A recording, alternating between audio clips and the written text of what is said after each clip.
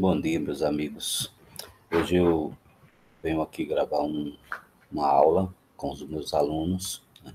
E a ideia é trazer o romance de José Lins do Rego, Menino de Engenho. Apesar de todo esse processo em que a gente está passando, pensando nesse ano em que a gente está homenageando José Lins do Rego, né? E principalmente a obra Menino do Engenho. Não só a obra, né? A história em que se passa todos os livros, né? Os romances de José Lins do Rego. A ideia central da aula é trazer em homenagem a José Lins do Rego, né? O Menino do Engenho, e mostrar um pouco do que é Menino de Engenho para nossos alunos e também trabalhar na perspectiva de mostrar a eles que é possível extrair a memória, né, essa memória afetiva que o protagonista da história teve, tá bom?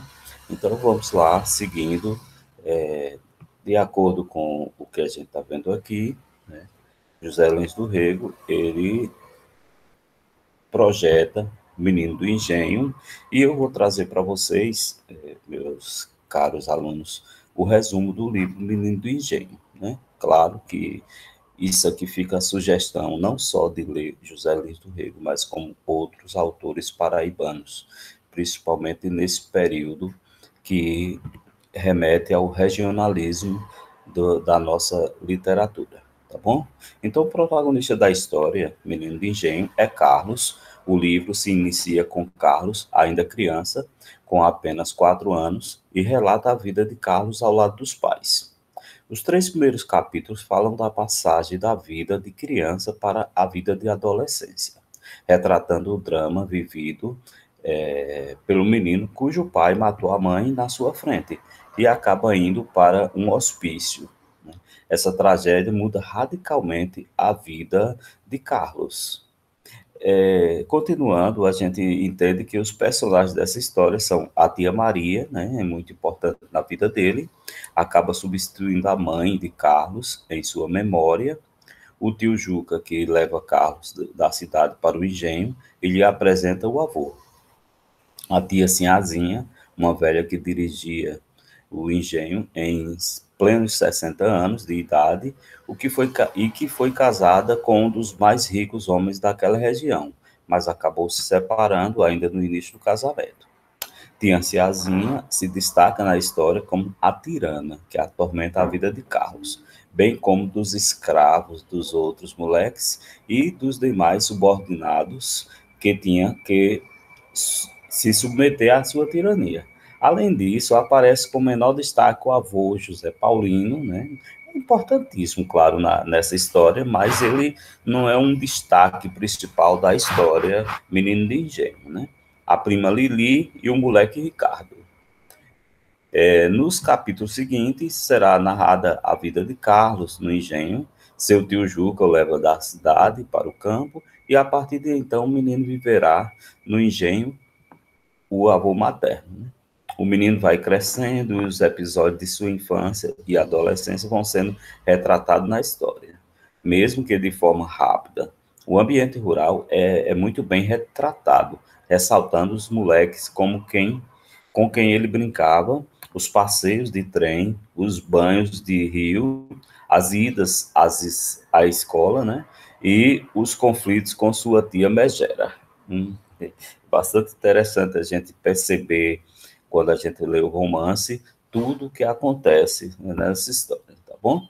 Então, a história é narrada em primeira pessoa pelo próprio Carlos, né, que é narrador personagem, que vai deixando suas impressões a respeito dos ambientes em que viveu, com um certo tom de criticidade, mostrando a triste e decadente realidade que o personagem presencia, né? Quem já leu esse romance sabe muito bem que Carlos retrata toda essa história já na fase adulta.